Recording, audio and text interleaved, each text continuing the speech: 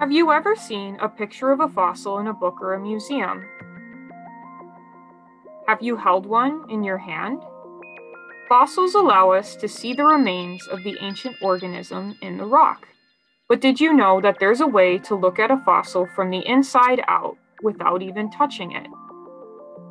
Hi, my name is Janelle, and I am an undergraduate researcher working under the direction of Rafa Rivero and Matt Friedman in the Department of Paleontology. The types of fossils I study are fishes. Here is an example of a fossil fish. But how would we look at it from the inside?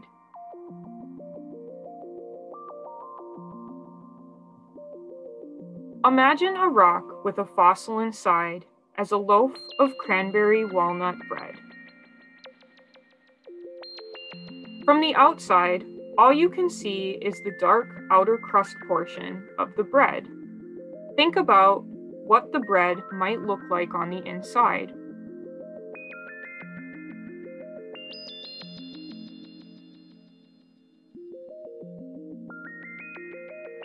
When you cut into it, you might expect to see more berries, nuts, and even holes inside the bread. Different slices may have different patterns. We can look at fossils the same way using computers.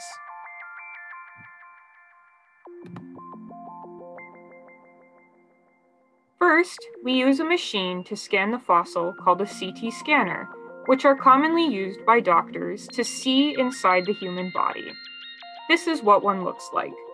The scanner creates an image which I can upload onto a computer screen.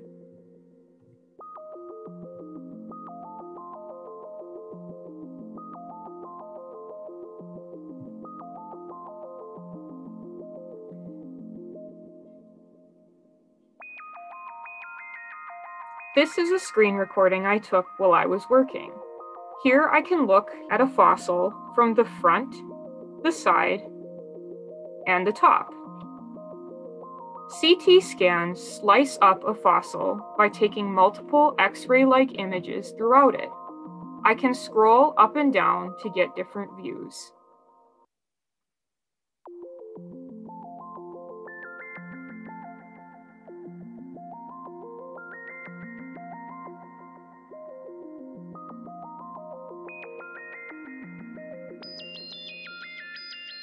Now let's take a closer look at the slices of a fossil. Notice how the color pattern changes as I scroll through each slice on the fossil. The color represents differences on the inside. That little green area is a part of the jaw.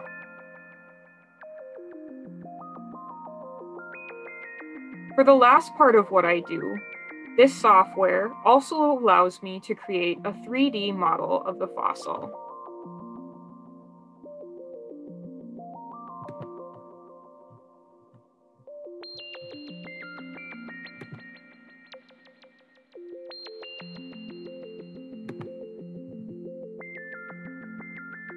Here is an example.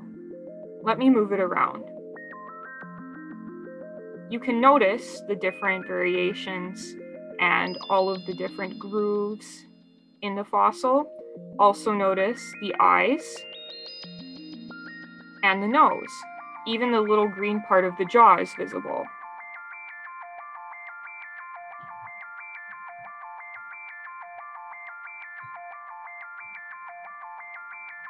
Looking at a fossil this way allows us to do some important things.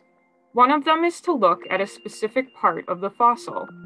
Here are two models of fish jaws created by other people in my lab using these types of programs. This can tell us how the fishes got their food or how they competed with other animals. All of this will help us understand more about the once living organism. Thanks so much for watching. Resources for this video came from the University of Michigan Museum of Natural History, the Earth Department, and the Undergraduate Research Opportunity Program.